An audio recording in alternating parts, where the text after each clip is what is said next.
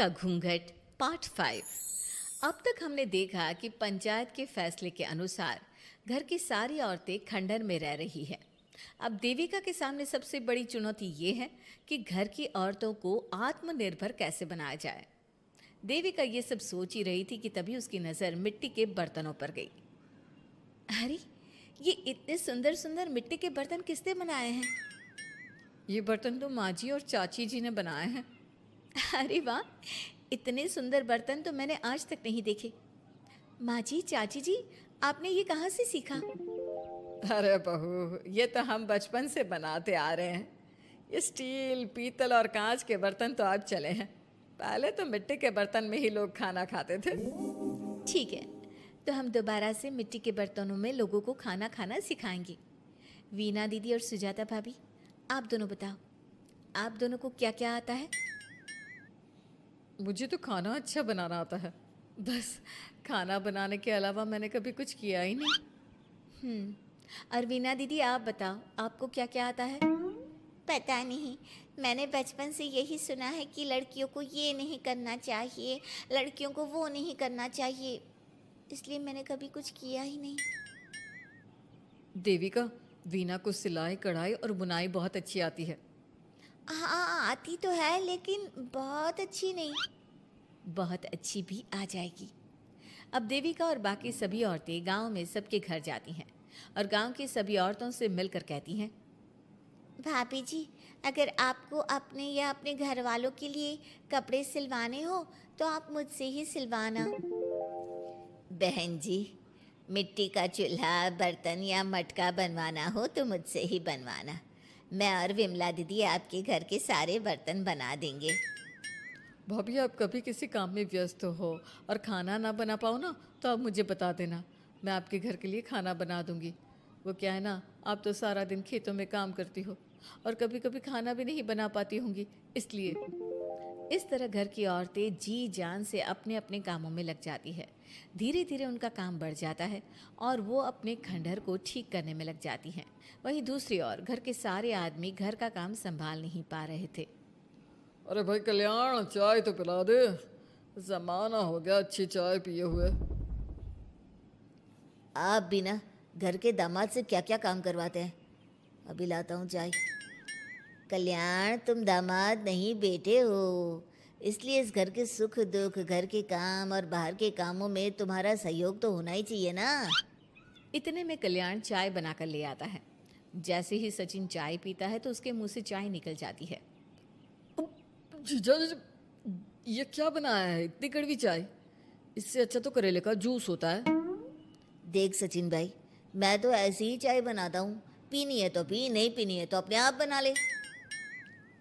मैं खाना बनाने जा रहा हूँ और अकेला नहीं बना सकता, आप में से कोई मेरी मदद करो। सचिन मेरी चाय की बुराई कर रहे थे ना, तुम जाओ अब खाना बनाओ। सचिन और मोहन दोनों खाना बनाने में लग जाते हैं। मोहन भिंडी काटकर कढ़ाई में छोड़ देता है और उस पर पानी डाल देता है। आपने भिंडी में पानी क्यों डाला? शायद पानी नहीं डलता, पता नहीं, लेकिन माँ ने कभी भिंडी में पानी नहीं डाला था। लेकिन बिना पानी के भिंडी बनेगी कैसे, मतलब गलेगी कैसे? बिना पानी के बनाएंगे तो चिपक नहीं जाएगी कढ़ाई से? पता नहीं, चलो देखते हैं कैसे बनती है भिंडी। भैया, कितने दिन हो गए ना अच्छा खाना खाए हुए। खाना तो सुजाता बनाती है, इतना मज़ेदार खाना कोई और बना ही नहीं पाता। सचिन और मोहन खाना तैयार करके ले आए। सभी आदमी खाना खाने लगे। खाना बना तो बहुत बुरा था, लेकिन किसी ने बिना कुछ कहे खाना खा लिया। तभी जोगिंदर ने कहा, घर की हालत कितनी बुरी हो रही है, जगह जगह जाले लगे हैं। 2 दिन से तो किसी ने झाड़ू भी नहीं लगाई घर की। हाँ, और घर में गंदे कपड़ों के ढेर लगे हैं। मेरे पास तो यह आखिरी कुर्ता ही बचा है पहनने के लिए। कल्याण, मोहन, तुम किसी नौकर को रख लो ना। हमने एक दो लोगों से बात की थी नौकर के लिए, लेकिन कोई घर में काम करने के लिए तैयार ही नहीं है। गांव के सभी लोग खेतों में ही मजदूरी कर रहे हैं। घर के सभी आदमी घर के काम में लगे रहते हैं, तो वो अपने खेतों पर भी ध्यान नहीं दे पाते और उन्हें हर महीने आर्थिक रूप से नुकसान उठाना पड़ता है। धीरे धीरे उनके घर की हालत खराब होने लगती है। एक दिन कल्याण सबसे कहता है, घर को तो औरत ही संभाल सकती है, हमारे बस का नहीं है घर संभालना। हमें किसी तरह से उस सब को वापस इस घर में लाना ही होगा। अरे कल्याण बेटा, पंचायत का फैसला था कि औरतें हमसे माफ़ी मांगे, लेकिन उन्होंने माफ़ी नहीं मांगी। अब हम उन्हें बुलाने गए तो उल्टा हमें ही अपनी अपनी पत्नियों से माफ़ी मांगनी पड़ेगी। हमें कोई ऐसा रास्ता निकालना होगा कि वो मजबूर हो जाए हमारे पास आने के लिए। बापू, उन सभी ने अपने अपने काम शुरू कर दिए हैं, क्यों ना हम सबके काम में नुकसान कर दें, इससे वो मजबूर हो जाएंगे हमारे पास आने के लिए। भैया, ये कैसी बात कर रहे हो? इससे वो मजबूर नहीं होंगी बल्कि और भी ज़्यादा गुस्सा हो जाएंगी। मैं तो बोल रहा हूँ शराफत से जाकर माफ़ी मांग लेते हैं। मुझे यकीन है कोई माफ़ करे ना करे, माँ तो ज़रूर हमें माफ़ कर देंगी। नहीं सचिन, अगर हमने माफ़ी मांगी तो ये सारी औरतें हमारे सर पर चढ़कर नाचेंगी। हमें इनके सामने छोटा नहीं होना है। मोहन, कल्याण, तुम दोनों आज से ही काम शुरू कर दो। बस फिर क्या था, घर के सभी आदमी लग गए काम पर। मोहन और कल्याण रात को खंडहर में पहुंचे और उन्होंने सारे मिट्टी के बर्तन तोड़ दिए। उसके बाद वीना ने जो कपड़े तैयार करके रखे थे वो सारे कपड़े उन्होंने फाड़ दिए। सुबह जब घर की औरतों ने ये सब देखा तो परेशान हो गई। अरे, ये सारे बर्तन किसने तोड़ दिए? माँ, किसी ने मेरे सिले हुए कपड़े ही फाड़ दिए। ये हरकत कौन कर सकता है? और कौन करेगा भाभी, ये सब उन आदमियों की हरकत है। जब किसी तरह से हमें झुका नहीं पाए तो हमारे काम बिगाड़कर हमें परेशान कर रहे हैं। सभी औरतें दुगनी तेजी से काम में लग गई। उन्होंने दिन रात मेहनत की और उस खंडहर को महल की तरह बना दिया। उनके काम की तारीफ सुनकर दूर दूर के गांव से लोग आने लगे और उनसे अपना काम करवाने लगे। एक दिन सभी औरतें बैठकर खाना खा रही थी, तभी विमला ने देविका से कहा, देविका, हम कभी सोच भी नहीं सकते थे कि हम अपनी मेहनत से अपने लिए इतना बड़ा और इतना अच्छा घर बना लेंगे। देविका बहू, आज हमें इस बात का एहसास हो रहा है कि हम तो सिर्फ सांस ले रहे थे, जीना तो हमें तुमने सिखाया है। मुझे तो अब भी यकीन नहीं हो रहा कि मेरे पति की पहचान के अलावा भी मेरी कोई पहचान है।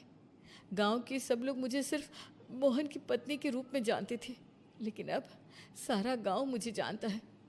देविका, मैं कुछ ही दिन में इस गांव में एक अच्छा सा होटल खोल लूँगी। और मैं एक बुटीक खोलूँगी।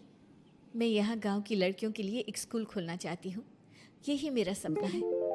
सभी औरतें खाना खाकर सो जाती है। रात बहुत ज़्यादा हो गई है, लेकिन देविका को नींद नहीं आ रही थी। तभी उसे किसी के कदमों की आवाज़ सुनाई दी। पहले तो देविका थोड़ी डर गई, लेकिन उसने हिम्मत करके उठकर देखा तो उसके सामने सचिन खड़ा था।